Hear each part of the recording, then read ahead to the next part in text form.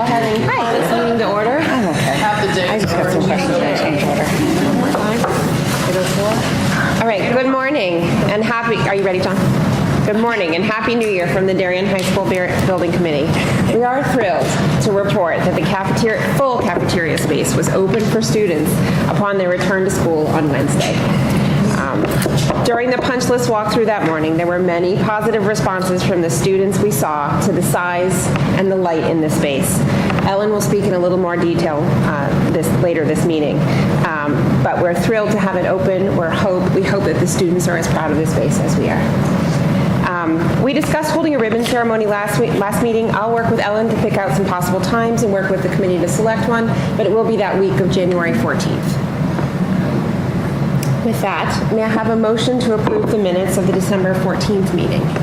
Mr. Maroney, second, Ms. Stein, all those in favor? That's unanimous. Okay. Paul, are you ready? Good morning.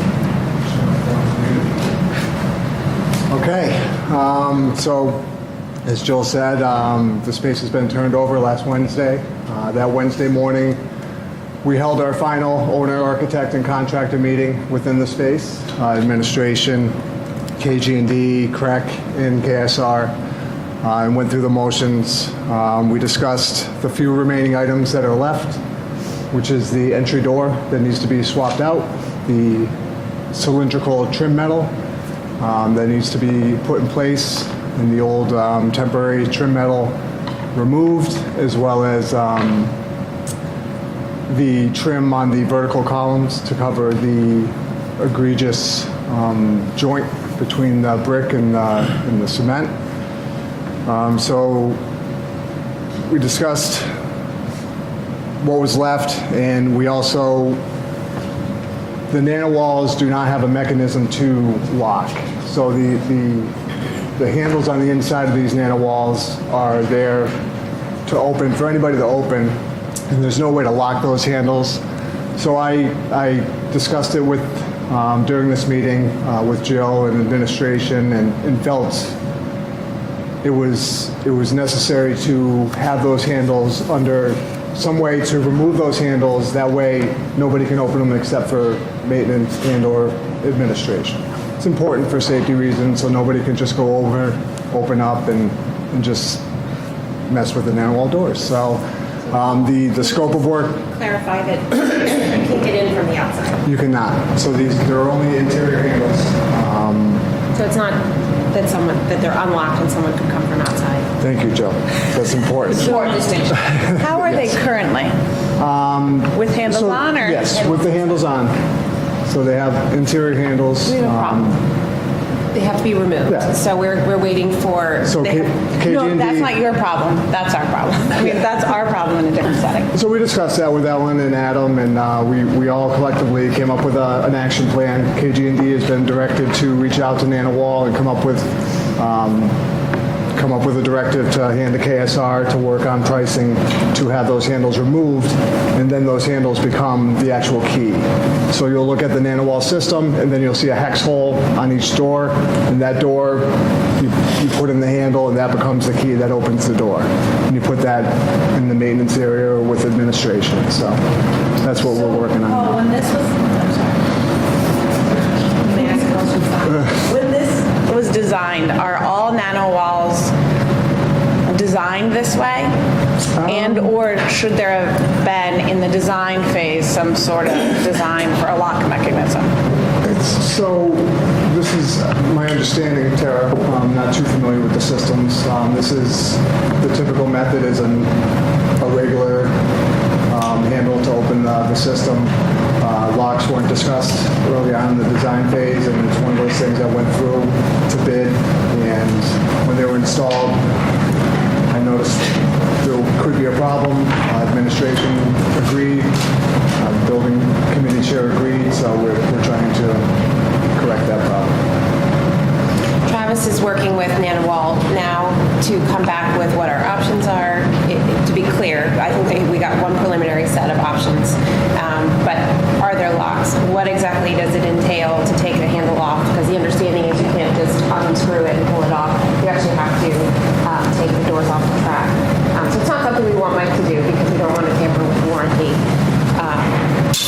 just want to be sure that we have the full set of information about how to handle it. And so this will come back to the committee because it's likely that we'll just have to understand. Is this something that the manufacturer has done before, or is this something they're inventing as they go along with these doors? So Jill had spoke about something we received already. It was a PDF to open up the jamb of this door, and you remove a pin, and the handle comes out. So judging by that information that we've received already, it is something that's been done in the past. We just want direction from the architect to close the loop and do it procedurally, have them request the change from KSR, and then KSR will request that change from their sub. And that way, this work will be warranted, in the NanoWall warranty. We spoke with Mike at the meeting Wednesday morning. I did not advise facilities to take that on because then the warranty is voided. So this is to keep the warranties in place. How do the doors work? I thought they were an electric door. They're a manual door? They're manual doors, I Dennis. thought they were electric. Okay. An accordion on a track. And I thought it was I thought Mike said something about a key that the doors close and you can get caught in the door as it's closing. No, your fingers can get caught. When you're opening the door up, there's a little piece that can pinch your finger. I see. I thought it was just moving on its own and that's why it was dangerous. That was my misinterpretation. So this system is throughout town in other places. It may be, I'm sure the manufacturer will have an answer, but if for some reason we come back without an answer, I can't imagine some of the other places that employ them in town don't have a locking system. It might be a good research point. I also then am anticipating something about an extra cost, and my question would be, and this would be to KSR or KG&D, they designed for a school, and was security considered as part of that design? So before any big bills come back to us, that will be my question. Just because people are watching, it's not an issue of the door not locking from the outside, it's just that we don't want the kids to open it. So no different than any other door or window in school where the kids could open and close it. These are just fancier doors that we don't want kids opening and closing, just to make sure people understand like what's happening. Yeah. I mean, we've seen these wallets used a lot. There's open it, turn it, and then close it, begin recording, and come back. That's exactly right. So they're just going to remove that handle and have a temporary handle that you can put it in. Well, the handle itself will become the key, so to speak, because you'll have a hex hole exposed in that handle.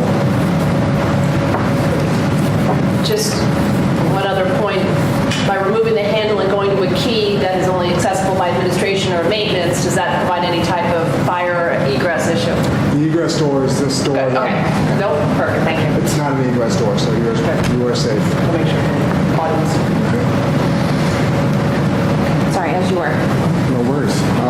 So with all that said, the plan is to finish all this work during February break. The door is in. We're waiting on the cylindrical metal. And then the trim pieces are also in on the vertical columns. So they're hoping to make the next break and be done with everything, including the punch lists. Except for the concrete. Be 100%, except for the bituminous coating on the stamped asphalt. That'll happen when the nicer weather comes. One last question on the door, on the handles. Are the handles unique to each door, or can you use the same handle? I was thinking if we use a handle, Yeah. can we open up the door? You'll end up having 8 keys, so to speak, because you'll have 8 handles. And each one is unique? No, they're all the same. Hex. So if you lose one, you can still open a door and then order. Just questioning if we have to order a replacement now, or can we order it later? Great question. 7 opportunities. It's a lot of opportunities to lose one. Hopefully we can hold on to one of them. So lastly, KSR started the closeout process with their subs. We are collecting final lien waivers, operating and maintenance manuals, the as-bills, very important as-bills. So that is all I have. Are there any questions? When we schedule a final walkthrough for the committee, I just am curious. I haven't seen it in person, so I'd love to get in there and We'll just... do the ribbon cutting. We're going to do a ribbon cutting in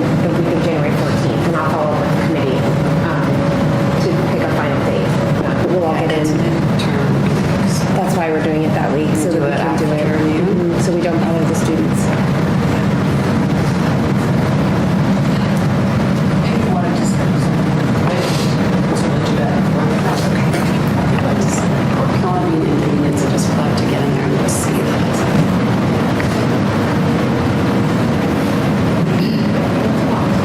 That's all I have. All right, Evelyn, would you talk to us, please, about initial insurance? I guess I would say that if we went back to our original goals, to obviously increase our seating because of the increasing enrollment, to create a space where students are comfortable during the lunch shifts, but also during the course of the day, to work together, to socialize, to have a place where they can relax in a warm environment. And that we have a variety of different kinds of seating arrangements. I mean, those were all high priorities for us, and obviously a multifunctional space. And finally, I would say the sound was a really important piece of the design that was put together. From my perspective and from the reaction of the kids from just 2 days in the bigger space now, we met all of those goals. I think it's a beautiful space. The design as well as the decorative pieces of this, we all put a lot of time into that, and I think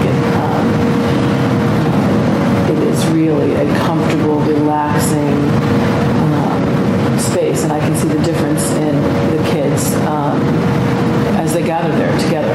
And there are seating options for 2 students, for 1 student who wants to work, for a group of 15 students if they want to sit together. The table arrangements with the small squares are often rearranged in a lunch shift to be like a banquet table, and there's a line of students. An hour later, it's totally rearranged. And so that freedom has been, I think, enjoyed by them completely. The light now coming into the space, it's as if they're seeing it differently for the first time in the last couple of days. That wall has been up since before May, right? So our 9th graders have never seen the field from the cafeteria before, so that whole experience has been fun to watch. And as they come through, I've spent as much time there the last couple of days as I can, just because it feels so good to hear them coming through and saying, "It's so great, Mrs. Dunn." So it really has been fun to experience that enthusiasm. And, they're feeling the new space. There's a lot of space in the new section. The doors are a big source of excitement because they know we'll be opening those up in the springtime when the weather is better. And the sound system from our parents and presentation system is now anxiously awaited because I've been promising once the windows are open that will be next. So I think it's a great success from my viewpoint. Thank you. Thank you to you, and thanks to the community for supporting. Any questions for Evelyn? We heard from the students in the beginning and from parents and students were eating all over the building. I know it's been a short window of this new space, but how has that been addressed, or has it? Do you still find kids? Well, I didn't look to see if students had already moved yesterday, to tell you the truth. But I imagine there's a lot of stir around the new space, so I think we will see more of those students. We had set up extra tables, actually, in the transition of these last couple of months around the building. So, and when we have students sitting outside, we'll be moving tables back to the outside area in the warmer weather, too. But I would expect we have students coming, and I'll keep an eye on that. I would encourage them to come and join the cafeteria, but I think there are students who will always want to sit in different places for lots of different reasons. Great, thank you. We talked early on about it. Teachers, administrators are all right. They lost some space. They've figured out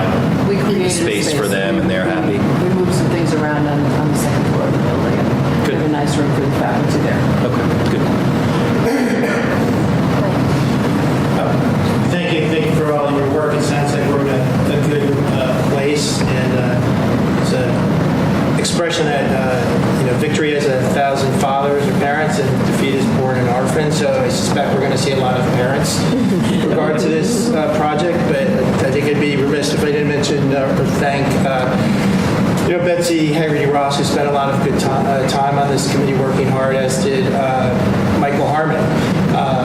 So this is a good day for them as well. I can add that Dr. Silva came over yesterday for a meeting, and I said, why don't we meet in the CAF? And so we went down, and she hadn't seen the space yet, and so we had our meeting in the CAF with 40 or 50 students, socializing, talking at a different area of this CAF.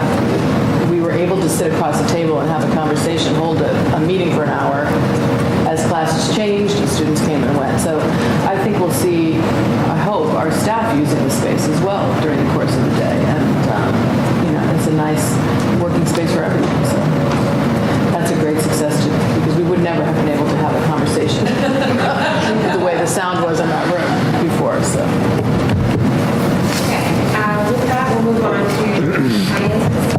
There were a couple of things in your packet. The first was we do have a change order for additional background checks that were incurred. Paul, do you want to speak to that briefly? Yeah, so the way we worked the project backwards, we came up with the duck bank, and the length of time this project took increased the amount of background checks we needed to do, because the gentlemen that were background checked in the beginning weren't available at the end. So it was difficult to grab the help that was checked originally before they had to work backwards. So that's what this is related to.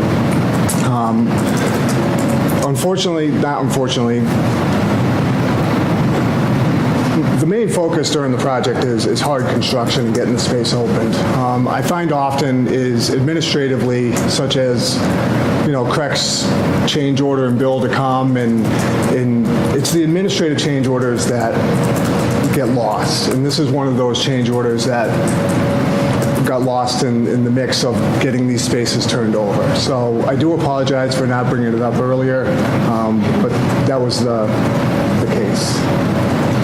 So that's my question.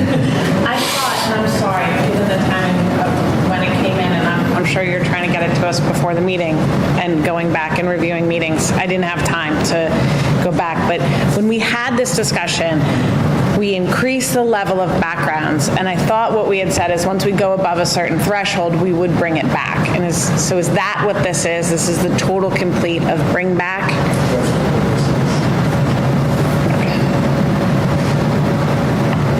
Okay.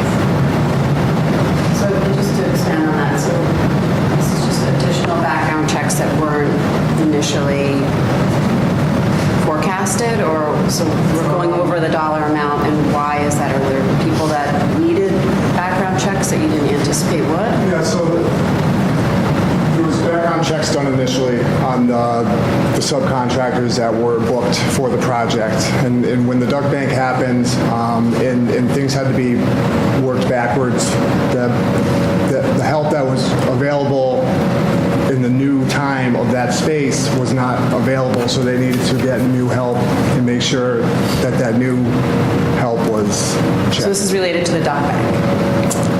Yes, I would say it's a duck bank related cost. Well, this is related to the duck bank delay. Right, the timing. Yeah.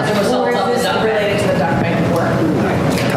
So I would, thank you, I would associate it with working this project backwards, which is the duck bank. That's the reason why we had to work this project backwards. So if we were to delineate on the budget, This would be a duck line item bank expense. should be a duck bank expense. Just on that, I mean, the people are all, it says it's related to like electric, millwork, airflow. It seems like it's more tie-in work than it's duck bank, if you just look at the individuals and the companies that they're associated with. Okay. So it's the timing, right? It's really. But It's a time. this is where Can I explain it to you? You see the, All right. We do the background check on 5 electrical workers That makes some in March. yeah. And then they're told, oh, you can't start work till June. So that subcontractor now has only one of those original electricians available. The other individuals, he's got to get 4 new people that now need to be background checked. So instead of your anticipated doing a background check on 5 electricians, you're doing a background check on 9. No, I understand. And so that's the extra cost But is, Jim's question, some of it, like mill work, we wouldn't have been doing background checks on mill guys in March. We always would have been doing them towards the end of the project, I think, unless you're well, telling me we it's were managed doing differently. the background checks as the people were being hired by Cronenberg to get that out of the way. So, No work happened throughout the project, Jim. We had people coming in there doing measurements. There was no work on the first phase turnover, and there was no work on the second phase turnover. So Yeah, I just want to see, there's no mill work associated with that, right? with the But duct the bank, push out of the timeline. no, but the duct No, bank but- caused the delay. the duct bank caused the increase of background checks on all the tasks throughout the project. So it's not directly related to the bank, but it's as a result of the As a delay result related to the of duct working the bank. project So it's backwards. Semantics, it's related to the duct bank. So from a It's not a coding huge perspective, deal. contingency associated with the duct bank, so this is the cafeteria that we have. See, it is a mix of site work, which looks like the duct bank, and other workers, which look like cafeteria. Yes, I think causally. I think from a process point of view, what we had wanted was we wanted, when we hit that ceiling, we wanted this change order to come to us before there was a need for additional. And so I think that that's what Paul's speaking to is, unfortunately, this should have come to us before we incurred these costs. It did not. So the committee ultimately, we don't have a lot of flexibility other than we could say we don't approve it. But I think I would prefer that workers be background checked. Although certainly from a process point of view, I wish we'd seen it before. Yeah, I don't think there's any question of that we wanted our workers to be background checks. Certainly, there's a timeline duct bank issue, but there's also a timeline of who we're supposed to approve. We can decide what to do with that. My question is going to be, given that this project, I think the RTM's new rule is when we go over, as part of the project, we need to explain to the RTM the expenses, where we went over, and why. This is such a small dollar amount, I'm not sure it's going to warrant that type of scrutiny. But I do think maybe if we can get a list of the number of change orders from this fall, because at one point it was, okay, we're 90% through the project, we should have all of our anticipated expenses. But I feel, and again, I couldn't call it just getting it yesterday afternoon, if we could get a total run of what change orders have been. So that's in your tab. Sorry, I don't have it in front of me. So what do we, can you just tell me the Yeah. total? There is a change order tab. Our total change order expenses is $285,693, but that includes the duct bank. So that will warrant, even if you take the delta, if you take the 30 and change delta there, 30,000, that will warrant enough of an explanation. So Well, last time I ran the yes, fair enough, but last time I ran the numbers, we were at 1.8%. So this contingency spent against the 1.33. Okay, So I think we're still pretty close to the 2 to 4% window that you'd expect for change orders. So I think in terms of speaking to the RTM, I'm sure we'll have to, it's fair. Yeah. But I think we're within a very reasonable. So as long as you feel, I assume you'll be presenting to our time, as long as you feel comfortable before Paul turns into a pumpkin explaining, I don't want you standing up there being like, I don't know. yeah. As long as you feel comfortable and you have the information from Paul, and there's no other anticipated change orders to surprise you, and I know you said there's probably one coming. Could you clarify exactly what you're referring to? So we have to go back to the RTM and explain each change order, or? No, we have to close out the project. That's what I've heard, what they've been doing, they did with Public Works. And so I've heard that that's kind of their new policy, that when a project is done, you need to come in with a final report now, which is not how they operated in the past. So if that's it, I just want to make sure Jill has all the information. RTM To the or Board of Finance? RTM. The RTM is requiring it now. I don't know what that For what requirement purpose? is. What's like what? They want to close out on their on the projects. But they don't close out on the projects. You can talk to Seth about it. But they want a final report. I'll find out. I don't represent them. When you say they're requiring a closeout, are they just asking for an explanation overview of final costs? I think they're looking for an explanation overview of final costs and an explanation of any overages, how it's been anecdotally explained to me. So what Where does that authority lie with the RTM? I guess I'm not I clear. am not on the Being that I was RTM. on the RTM for 7 years. I don't remember anyone ever coming to the RTM. Jill will find out. Yes, I'll find So I out. guess like some clarification on that, because that does not, I don't from my think it's for us recollection, to it was clarify. never in our purview when I was sitting on the RTM. So I'd like to just have further explanation. I think it's probably a question for Seth then. I'll follow up with Seth. Jill, has anybody from the RTM actually reached out to you about coming in or not? No, but They have reached out to me. I've asked them to reach out to Jill so that she is not blindsided by the information. I'm preferencing it so that we don't lose Paul and Jill doesn't have the information she needs to make the final report. okay. Thank you. So I got 2 reminders about it last night. I asked people to call you. My guess is they will call you today. But I was bringing it up Thank so you. that you have full Oh, I know. information. Thank you. Okay. Thank you. With that, okay, any more questions on the change order? Okay. You received KG&D's last bill. I did go back and reconcile it. It had to be done manually because the soft costs are not coded by design. So I did add a KG&D total tab. It does match up with what is on their bill, so I think we're all set to pay KG&D unless there are any additional questions. Okay, with that, may I have a motion to approve the bill as submitted by KG&D? Ms. Stein, seconded Ms. Ritchie. All those in favor? That's unanimous. Public comment? Did we have to formally vote on the change order? We do not. It's $1,400, so. Okay, so it's under. So you just approved it. Is that how we, if someone's got it, right? I'll just sign it. That's, yeah, unless there's, if there was a concern, then we can,